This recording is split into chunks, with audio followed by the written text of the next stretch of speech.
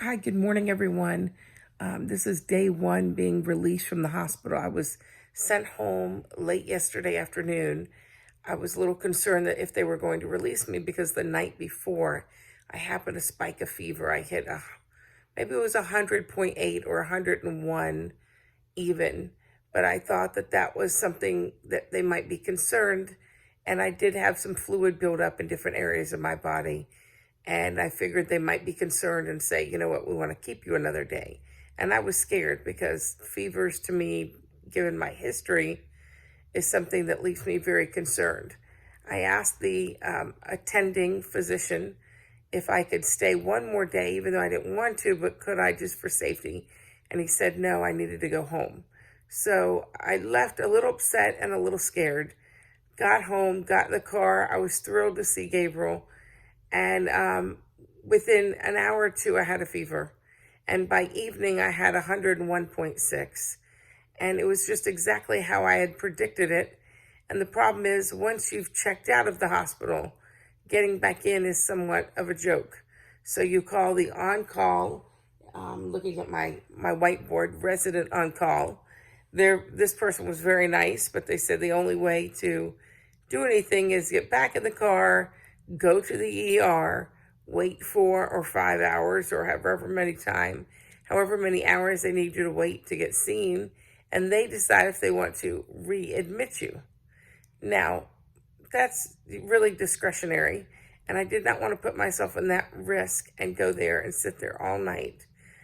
Some of the issues may be related to the plastics team, which is the plastic surgery team. Others may be a little bit of an overlap, like some of the problems that I'm having.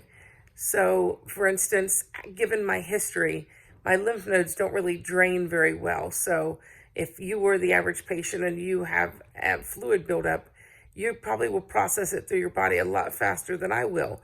So if mine builds up, I actually get a fever. And these are the problems we're running into. Again, this is the secondary cancer and how things with secondary cancers are so much more difficult. And I felt that despite the amazing team that they are dealing with the work that they initially do, that the lack of experience for everybody from handling comorbidities, as they call it, and secondary cancers was a bit frustrating. That I was telling them, no, this is what they do, this is how it's handled, this is why it's a concern, and it became very frustrating. So here I am. I also had heparin shots in my leg every day, 3 times a day, to prevent a blood clot. I kept telling them that at one point I could not feel my leg, that it was numb, as if someone was going to do some surgery on it. I couldn't feel my leg, had back pain and a rash. And if you look it up, some of the problems I was having happen to be in line with exactly what a heparin reaction is. To this day, my leg is on fire, like fireworks, from those heparin shots. They did switch it and put it in the back of my arms, but my right leg is in agony and I have a fever. So I'm waiting for a nurse visit. This week I do have coverage, I think, for nurse visits for 5 days because I really pushed for it, demanded it. I was a pain in the ass actually about it, that I had to have a nurse every day this week if they were going to send me home on this sketchy of I have a fever but I need to go.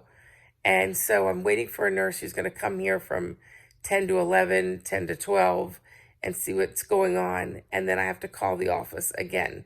So I'm hoping I get to stay home, but I hope that there's some solution to the problem. Oops, I'm so sorry. Here I am, I'm back. I'm hoping that there's some sort of solution. Nevertheless, I have 2 drains in.